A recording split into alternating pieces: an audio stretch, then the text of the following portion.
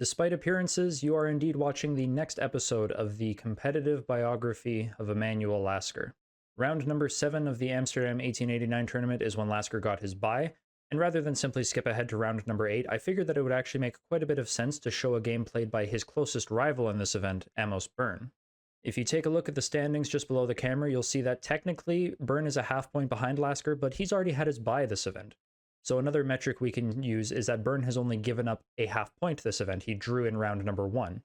And so if he wins this game, he will leapfrog Lasker and take first place in the tournament. Adding to the poetic value of this game is that we are going to take a look at his game against Louis van Vliet, the only person Lasker has not been able to topple so far. Technically speaking, this game took place in round number 6, the same one where Lasker defeated Gunsberg. In round 7, Amos Byrne played off against Leather, and that's a result I'm sure you can predict, so this game is doubtlessly much more interesting. We're going to talk much more about Amos Byrne when he actually plays. Lasker will go into his career and his backstory and all that. For now, I just wanted to show off his gameplay. He's a student of Steinitz, and so he's a very, very solid player. Definitely a good contrast to Lasker's somewhat more freestyle approach. I don't want to waste too much time talking, so let's go ahead and take a look at the chess of who I consider to be the final boss of Amsterdam. Amos Byrne with the first move opens with e4. Van Vliet responds e5, knight to f3, knight to c6, bishop to b5, and another Berlin defense with knight to f6. Byrne keeps things steady with castles, and it's actually Van Vliet who deviates from the theory a little bit with the move d6. Now, I'm sure this is probably not true, but Van Vliet may have done a little targeted opening preparation for this game, as Byrne lost a game in this opening at the New York 1889 tournament earlier this year. He continues in the same way as that game, d4, he captures d4, knight captures d4, bishop to d7, knight to c3, and bishop to e7. All of this fairly straightforward. Now, most common in this position is rook to e1.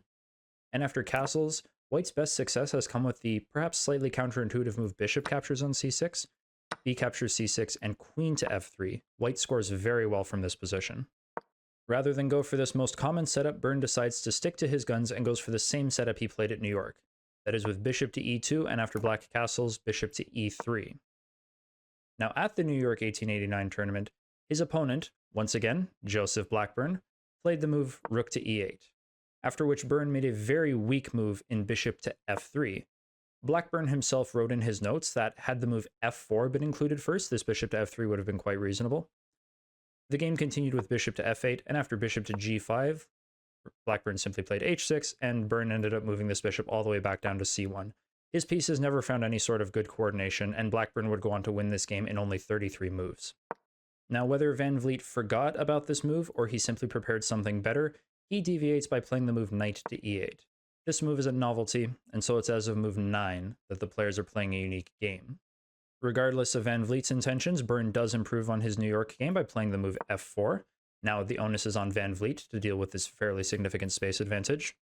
He does so in a fairly natural way, bishop to f6, placing a lot of pressure on the d4 square, and Byrne accepts the trades. After knight to d5, we trade twice on d4. Bishop d4, knight to d4, queen d4, and now a move that could potentially date this game somewhat, c6. You would rarely expect a modern master to give themselves such a weak pawn on the open file as Van Vliet has just done.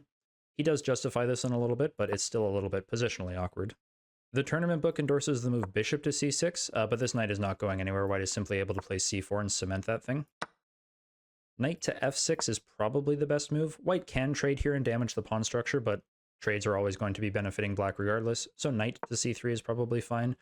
And white maintains a decent edge here despite black getting a little bit of an initiative, like for example rook to e8, rook a to e1, let's say bishop to c6, bishop to f3, etc.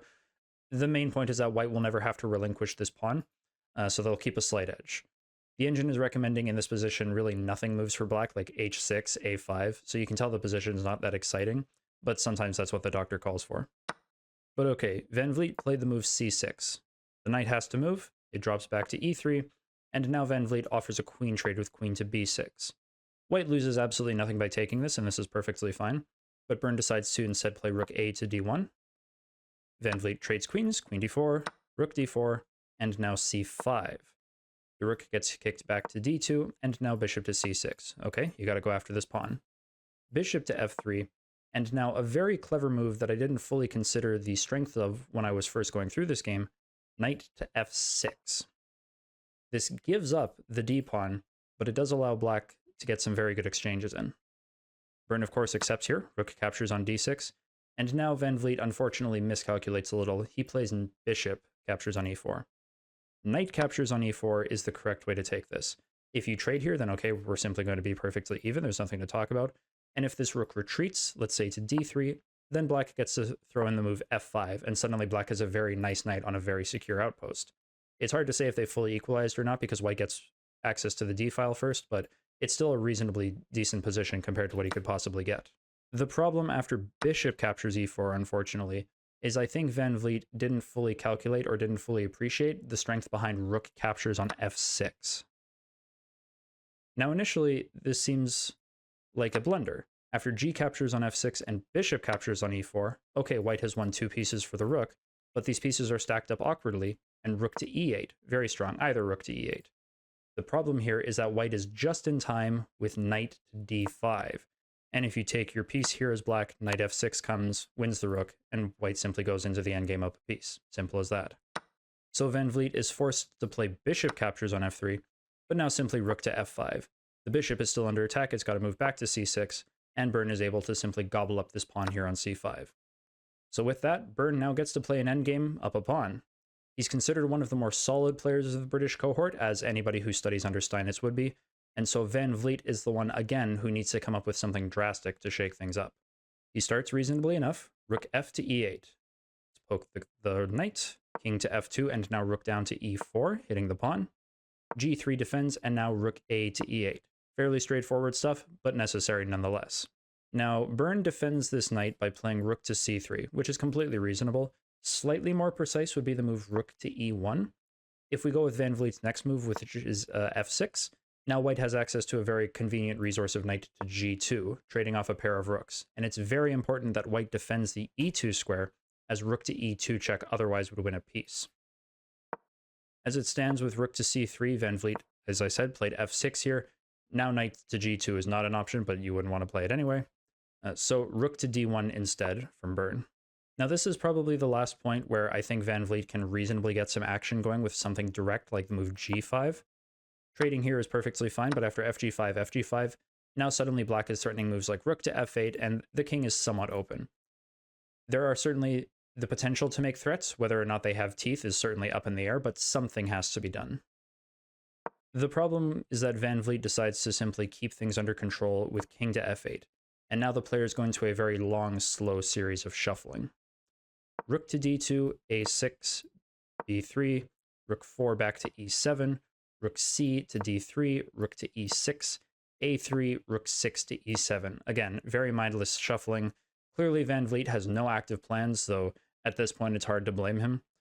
Burn, meanwhile, continues to get his queenside expansion rolling with basically no repercussions.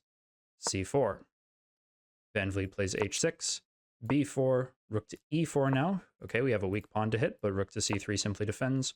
Rook 4 back to e6, and now rook to a2, preparing the a4 advance. We have rook to d8, and now a4 as telegraphed.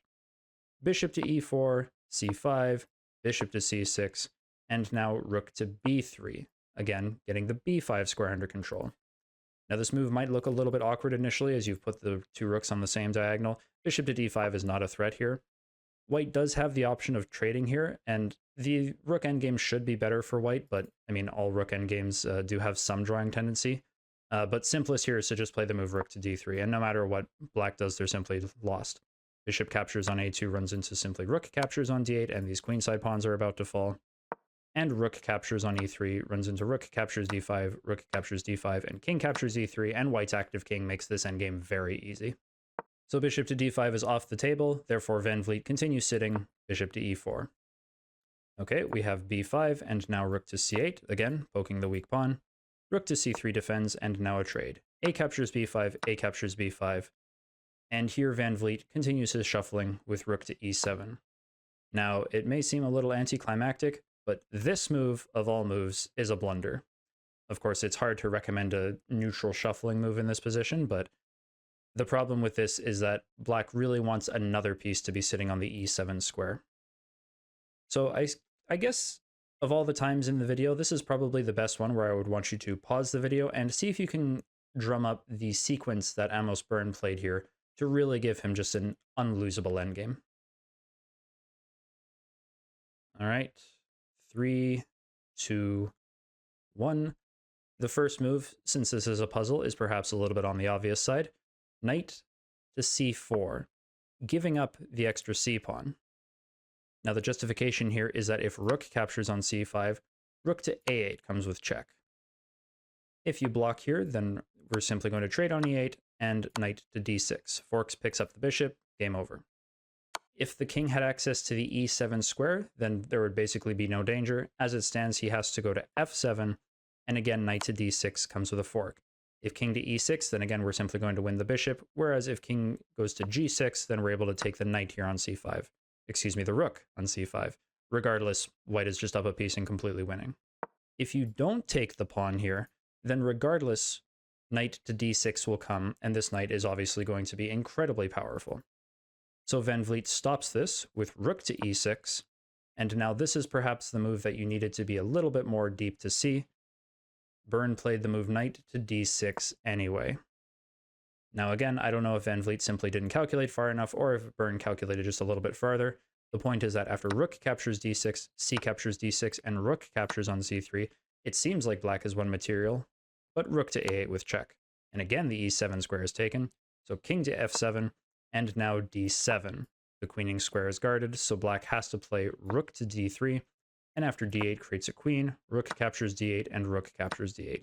Now Burn is not up a pawn, but he's up an exchange, and the time for Van Vliet to make trouble has long since passed. All he can do now is pray that Burn messes up somewhere.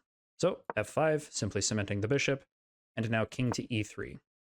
King to e7 forces the rook back down, so it goes to d4, bishop to g2, and now king to d2. King to e6 and king to c3, bishop to f3, king to b4, bishop to g2, king to c5, bishop to f3, king to b6, bishop to g2, and finally king to c7. And with this, on move 55, Louis Van Vliet resigned the game. Here, now that the king has been fully activated, the threats are of the form rook to d6 with check, and after the king moves wherever, rook to b6. White is happily going to give up the exchange in order to pick up the b-pawn, because white's own b-pawn will queen unopposed.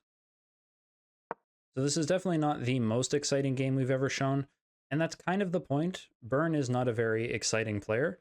Again, he's a very solid player, and we've seen in this game that if he gets some sort of advantage, it is very, very unlikely that he'll ever let it go, as we saw by his masterful conversion of this endgame. So Lasker will certainly have his work cut out for him when he faces against Burn in round number 9, but there is still one more master he has to face before then in round number 8, and of course that will be the topic of our next video. I look forward to seeing you there. Until then.